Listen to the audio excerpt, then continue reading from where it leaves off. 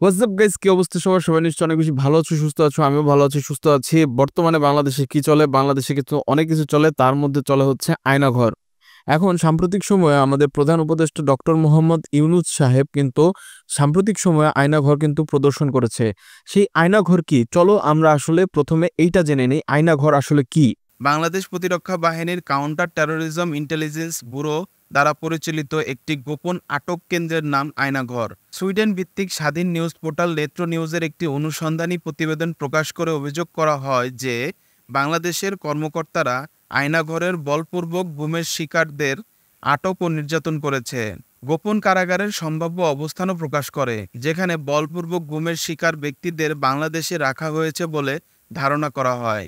2009 থেকে 2017 সাল পর্যন্ত বাংলাদেশে প্রত্যক্ষ বা পরোক্ষভাবে 402 জন মানুষ নিখোঁজ হয়।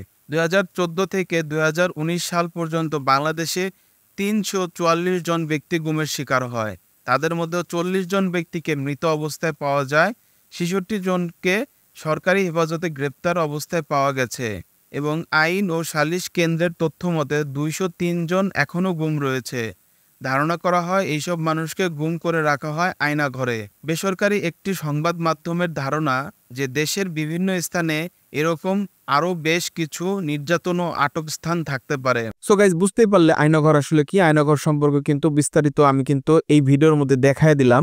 সো এখন গাইজ আমি তোমাদের একটা জিনিস বলতেছি, এইখানে যে তোমরা চেয়ারটা দেখতে পাচ্ছ, এই চেয়ারটা কিন্তু আসলে অনেক বেশি কন্ট্রোভার্সিয়াল একটা ব্যাপার আছে, হ্যাঁ। সো এটা কিন্তু অনেকে বলতেছে যে আসলে এই ধরনের চেয়ারে ইলেকট্রিক শক দেওয়া যায় না, এটা করা যায় না, ওটা করা যায় না, বকর চক্কর হ্যান ত্যান ভাতের ফার অনেক কিছুই কিন্তু অনেকেই বলতেছে। কিন্তু সেই তর্কে আসলে যাব না। সো বুঝতেই পারছো, একটা নির্দিষ্ট পরিমাণ জায়গার মধ্যে একটা মানুষকে একদিন না, 2 দিন না, একাধিক দিন ওইখানে কিন্তু মানুষ বন্দি অবস্থায় ছিল এবং ওইখানে কিন্তু তাকে টর্চার করা হয়েছে। এমন না যে সে একটা নির্দিষ্ট জায়গায় ছিল, তাকে জামায় আদর করে ওখানে রাখা হয়েছে, বিষয়টা ওইরকমও না। সো বুঝতেই পারছো আয়নাঘর আসলে কতটা মানে দুঃখ এবং বেদনার জায়গা।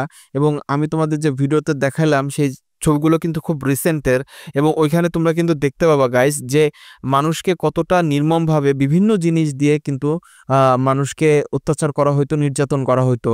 সো কখনোই যেন কাউকে আয়নাঘরে যেতে না হয়, সেই কামনা আজকের ভিডিও এখানে শেষ করছি। দেখা হবে নতুন কোনো ভিডিওতে। আর আমার ভিডিওগুলো কেমন লাগছে সেটা কিন্তু তোমরা কমেন্ট সেকশনে জানাতে পারো।